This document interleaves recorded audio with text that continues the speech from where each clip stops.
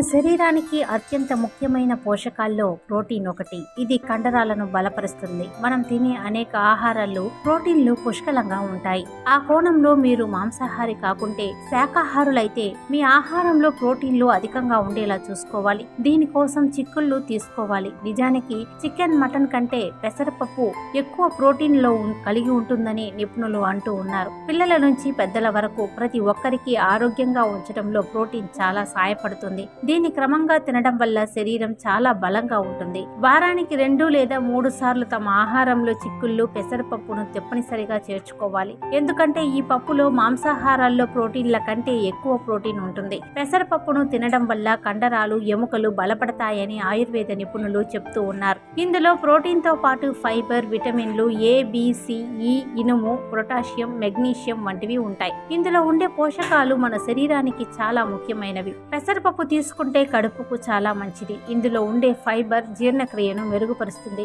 కాబట్టి జీర్ణ సంబంధిత రుగ్మతలను ఎదుర్కొనే వారు పెసరపప్పును డైట్ లో చేర్చుకోవడం చాలా మంచిది. అలాగే ఇందులో కేలరీలు తక్కువగా ఉండడం వల్ల, ఫైబర్ అధికంగా ఉండడం వల్ల బరువు తగ్గడానికి మంచి ఆహారంగా సహాయపడుతుంది. ఇందులో ఉండే ఫైబర్ జీర్ణక్రియను నెమ్మదిస్తుంది. ఇది ఆకలిని తగ్గిస్తుంది. ఎక్కువ కాలం కడుపు నిండిన భావనను నిర్వహిస్తుంది. అందువల్ల బరువు తగ్గాలి అనుకునే వారికి పెసళ్ళు చాలా ప్రయోజనకరంగా ఉంటుంది.